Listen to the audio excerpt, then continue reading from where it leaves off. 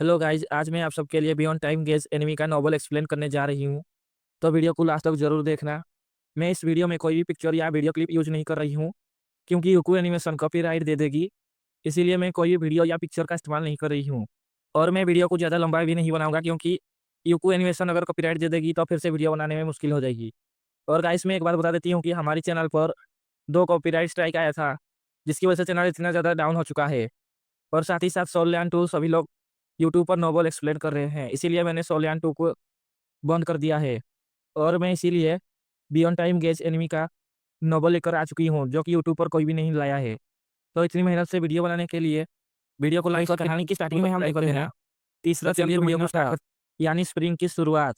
और जगह थी साउथ फ्योनिक्स कॉन्टिनेंट, एक दूर दराज पूर्व कोना। आसमान काला और धुंधला था, और साथ ही साथ बादलों की मोटी परत थी, जिनके बीचों बीच क्रिम्सन लाइटनिंग चमक रही थी और गड़गड़ाहट गूंज रही थी। ऐसा लग रहा था जैसे कोई देवता गरज रहा हो। पूरी मोटल वर्ल्ड पर उसकी चीख गूंज रही थी। आसमान से खून की रंग की बारिश गिर रही थी।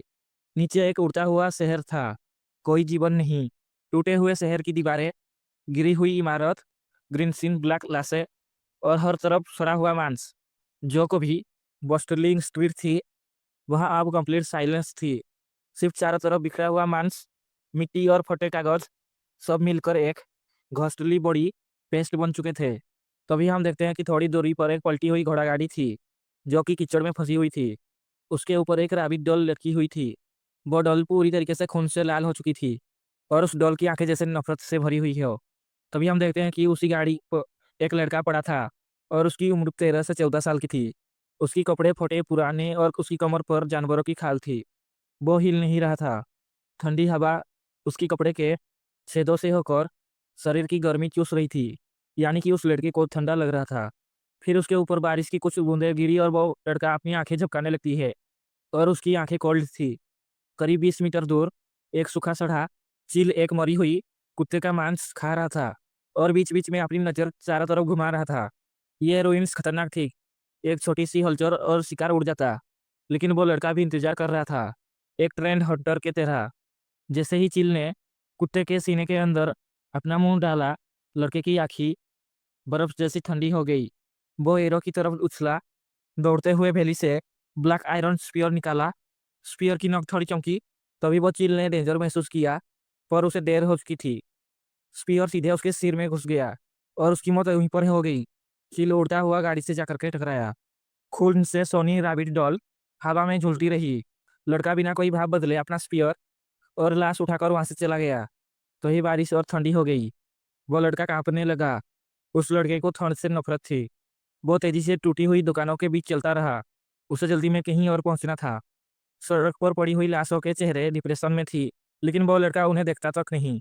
वो बार बार आसमान की तरफ देखने लगती है, जैसे लाशों से ज्यादा वही डरावना हो। चलते चलते उसे एक दूर में एक मेडिसिन शॉप दिखी। जब वो उसके अंदर जाता है तो देखता है सड़ी हुई दवाई, बिखरे डर्स, उसे देख कब जैसी गंदी। और उस मेडिसिन शॉप के अंदर एक कोने में एक ओल्ड मैन की लाश थी, और उस लाश की आंखें खुली हुई थी। और उस मेडिसिन शॉप पर ज्यादातर मेडिसिन हर्ष सड़ चुके होते हैं। सिर्फ कुछ ही ठीक थी। उनमें से कुछ हर्ष उठाया ताकि वो इलाज कर सके।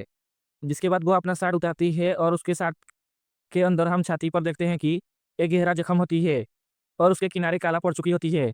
जिसके बाद वो उस जड़ी बूटी को उसके जख्म पर लगाने लगती है, और इस चीज़ से उसे इतना ज़्यादा दर्द होती है कि उसके आँख को के सामने अंधेरा छाने लगती है।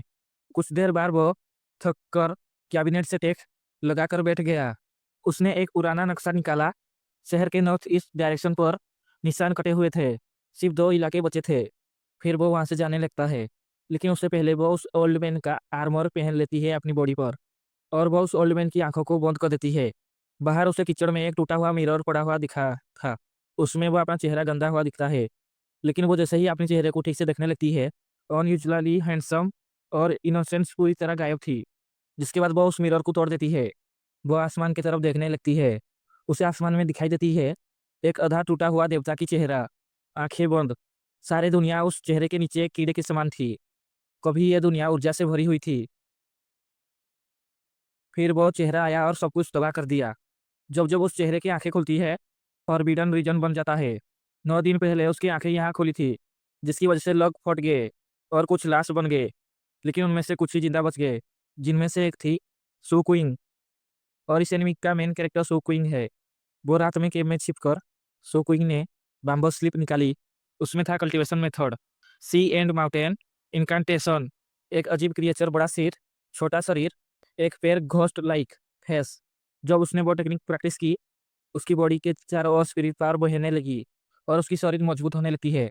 सू क्विंग का सपना सिंपल था, जिंदा रहना और शायद एक दिन अपने परिवार वालों से मिलना।